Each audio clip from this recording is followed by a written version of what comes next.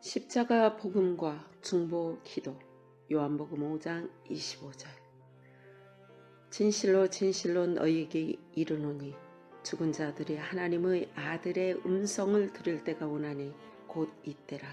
듣는 자는 살아나리라. 1. 십자가 복음.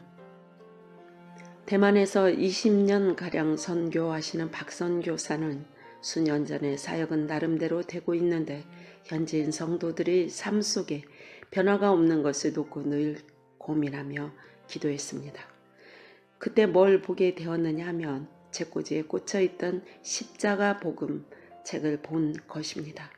대만에서 공부하고 귀국해서 전북대 교수가 되신 모 집사님이 그 선교사님께 십자가 복음이란 책을 보내주셨는데 그 책이 오랫동안 책꽂이에 가만히 꽂혀 있다가 어느 날 우연히 박 선교사는 그 책을 펴서 읽게 되었습니다.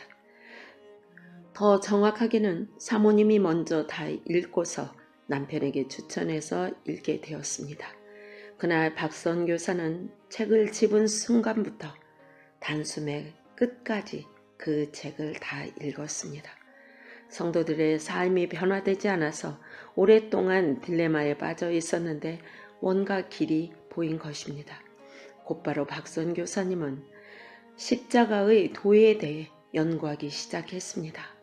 사실 크리스찬들이 십자가의 도 한 가지만 똑바로 알고 자기 삶의 목표로 삼을 때 그의 삶이 반드시 변화하게 되어 있습니다. 그리고 그분은 한국에 와서 교회에서 십자가의 도에 관해 가르치는 컨퍼런스에 찾아다니며 공부했습니다. 그 후로 대만에 돌아가서 십자가의 도를 가르치며 전파하는 일에 자기 혼신의 힘을 쏟게 되었습니다. 주님을 알기, 주님의 얼굴 구하기. 그러면서 박 선교사는 그동안 자신이 나름대로 사역은 열심히 했을지 모르지만 우리 주님이 살아계신 인격체인데 정작 자기 자신부터 주님을 더 깊이 알고 사랑한 일은 소홀히 한 것이 깨달아졌습니다. 수년 전의 일입니다. 그는 자신이 섬기는 교회에 선포하기를 앞으로 1년 동안 어떤 프로그램도 하지 않습니다. 오직 예배만 드릴 것입니다. 그리고 주님을 더 깊이 알고 사랑하는 예배에만 충실했다고 합니다. 박 선교사는 그 즈음에 자기 스스로도 오직 하나님께 집중하고 하나님을 더 알기 원해서 하루에 6시간 10달 동안 계속해서 주님을 계속 찾았다고 합니다. 자기 혼자 기타를 치면서 찬양하고 기도하면서 주님의 얼굴을 간절히 구했다고도 합니다. 손가락이 헤어질 만큼 그렇게 오래 기타를 치며 주님만 찾고 그 얼굴을 구했다고 합니다. 사실 기타를 치며 찬양하는 것은 주님을 찾는 방법 중에 아주 좋은 방법입니다. 중보 기도로 발전하다. 그렇게 주님의 얼굴을 구하는 사람으로 변한 다음에 박 선교사는 이제 자연스럽게 중보 기도로 발전되었다고 합니다. 주님의 얼굴을 구하며 기도하는 가운데 그 기도의 주된 내용과 아주 오래 할애된 시간이 자신의 소원이 아니라 주님의 소원에 초점을 맞추게 된 것입니다. 우리 교회에서도 십자가 복음학교, 중보 기도학교를 하는데 그 기간마다 하나님께서 강력하게 역사하심을 느낍니다. 어느 때보다 부흥에 대한 감동이 많이 주어집니다. 십자가 복음, 예배의 회복, 중보 기도, 부흥, 이게 다 연결되는 게 체험적으로 느껴집니다. 즉, 부흥은 십자가 복음과 예배의 회복과 중보 기도의 헌신을 통해서 임하게 될 것입니다. 마침 박 선교사와 대만 교회 성도들이 우리 교회의 소문을 듣고 찾아오셔서 십자가 복음학교 중보 기도학교에 참석하셨습니다. 그때 하나님은 정말 함께 하셨는데 그 대만 팀들에게 강력한 은혜를 부어주셨습니다. 그래서 그들은 대만으로 돌아가 자기 교회에서 중보 기도회를 시작했습니다. 대만 현지인들은 중보 기도회를 시작하자마자 그들은 하나님의 부흥이 곧 올 것 같다는 조짐을 느꼈다고 합니다. 그래서 중보 기도회로 모이기 시작했는데 처음에는 성도들이 많이 모였다고 합니다. 그러다가 우리나라 신자들처럼 중보 기도로 모이면 뭔가 자기의 이런저런 기도 제목 내놓고 그렇게 자기 소원 이루려는 목적으로 모인 사람들은 처음에는 왔지만 점점 빠지게 되었답니다. 정말 주님의 얼굴을 구하고 주님 알기를 구하고 하나님의 마음을 느끼고 구하고 그 뜻이 이루어지도록 구하는 그런 사람들만 남아서 계속 모이게 되었습니다. 그때부터 주님이 그들을 인도하기 시작하셨습니다. 신학원이 생기다. 주님이 그들의 길을 지도하기 시작하셨습니다. 그들의 삶과 생활에 부흥의 불길이 시작된 것입니다. 기독교 신앙도 단순하고 뜨거운 열정도 필요하지만 뭔가 세계적으로 공부하고 성경을 배워야 한다는 공감대를 갖게 되었습니다.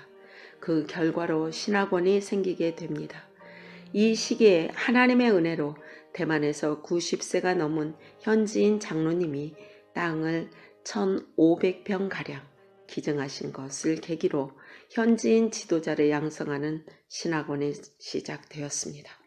그런데 대만에서 정식 신학대학 인가를 받으려면 최소 6,000평이 필요한데 최근에 들려오는 소식에 의하면 이제 그 장로님이 곧 더 주실 예정이랍니다. 거기에다 출판을 통해서 하나님은 귀하게 일하고 계십니다. 한국의 좋은 신앙 서적들이 대만 번자체로 번역, 출판되고 있습니다. 조금 있으면 기독교 방송의 문을 열 것입니다. 그리고 그 대만 팀들이 우리와 함께 중국 대륙을 섬깁니다. 중국뿐만 아니라 인도네시아를 포함해서 동남아의 여러 지역을 섬깁니다. 이 일이 어떻게 시작되었느냐 하면 십자가 복음으로부터 시작되었습니다. 선교사님이 십자가 복음을 통해서 먼저 바뀌어졌습니다. 또한 한국 신앙서적들이 거기서 번역되어 많은 대만 현지인 성도들이 책을 통해서 변화된 간증들을 종종 듣습니다. 지금 이런 일들이 대만에서 놀랍게 진행됩니다. 십자가 복음에서 시작해서 하나님의 얼굴을 구하는 삶으로 발전하고 중보 기도로 나아갈 때 하나님의 인도하심이 강력하게 나타났습니다. 제가 이런 얘기를 나누면 어떤 목회자들은 우리 교회 가운데에도 하나님의 인도가 함께 하시기 위해서 중보 기도팀을 세워야지 하십니다. 그런데 그것은 어떤 자기 이기적 목적을 위해서 수단으로 중보 기도를 하겠다는 것이 될 때는 아무 의미가 없습니다. 그게 아니라 목회자 자신부터 십자가 복음으로 자아의 죽음을 체험하고 하나님의 얼굴을 간절히 구하는 가운데 주님을 알기를 구해서 주님의 뜻을 주님의 마음에 있는 것들을 붙들고 그 뜻이 이루어지면 그것으로 족해서 그렇게 주님을 구하고 성도들이 모여서 주님을 찾기 시작할 때 주님의 통치가 나타나는 것입니다. 나를 위하여 자기 목숨을 잃으면 얻으리라. 설교는 정보 취득이 아니라 삶으로 연결되어야 합니다.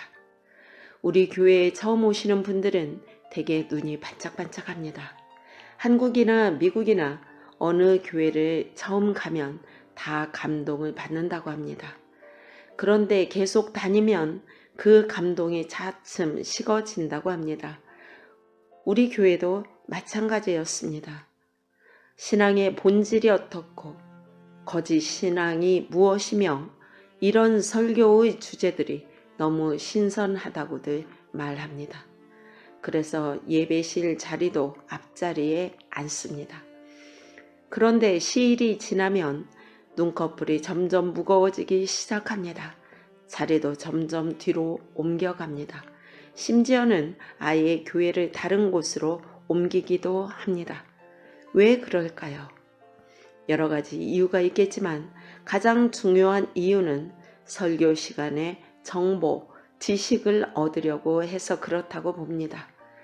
신앙의 길을 배우는 것은 중요한데 그것은 살기 위한 것입니다. 그러나 말씀대로 살려는 치열한 노력 없이 그저 신앙의 본질이 뭔지, 하나님을 아는 것이 무엇인지 새로운 정보나 지식을 얻기 원한다면 그것은 내가 지금 거짓 신앙으로 살고 있을 때 나타나는 현상입니다.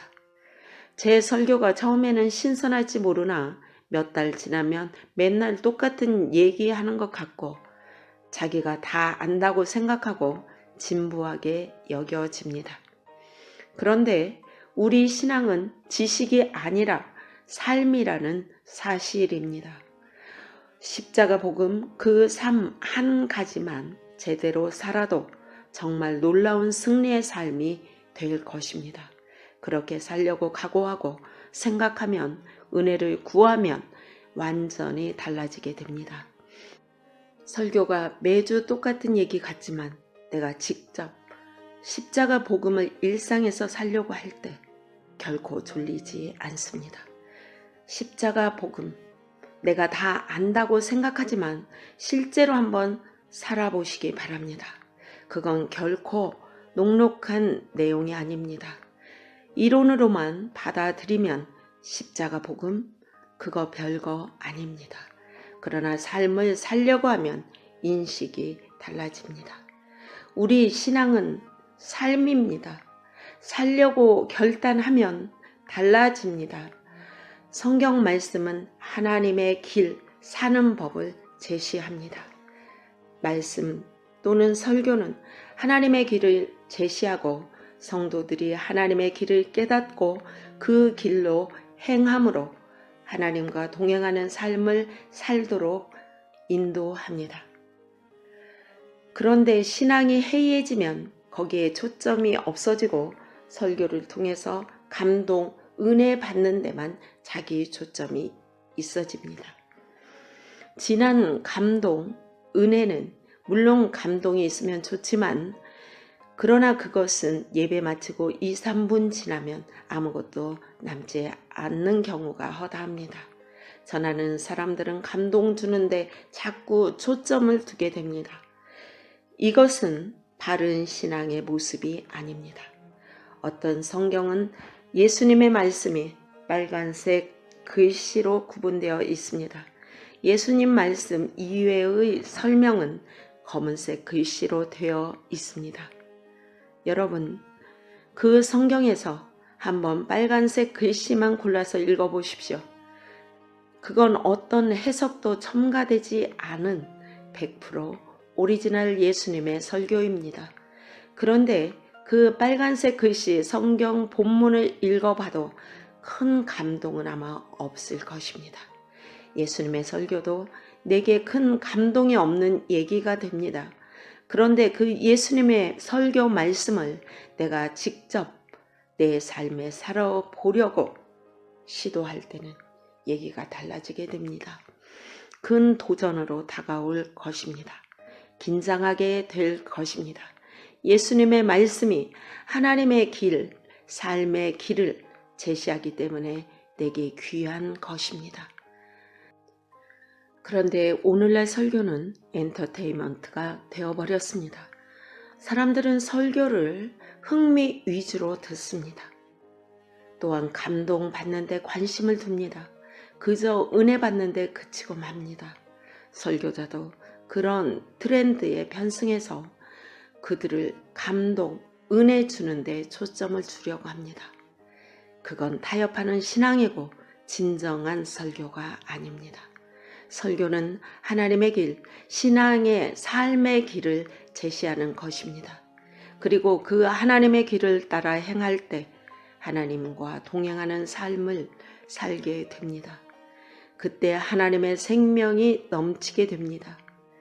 내가 신앙을 이렇게 삶의 관점에서 올바로 이해하면 이제 말씀을 대하는 태도가 완전히 달라지게 될 것입니다. 우리 교회에 처음 오신 성도들은 여기는 메시지가 세다고 들었습니다 고 하십니다. 저는 이렇게 대답합니다. 제 메시지가 센 것이 아니고 성경의 메시지 자체가 원래 센 것입니다. 저는 오히려 약하게 전하고 있습니다. 우리는 하나님의 기준으로 믿어야 합니다. 거기에는 하나님의 은혜가 필요합니다. 수준이 너무 높으니까요. 이런 하나님 중심, 성경 중심으로 신앙생활하는 성도의 한 가지 중요한 특징은 중보 기도를 드린다는 것입니다.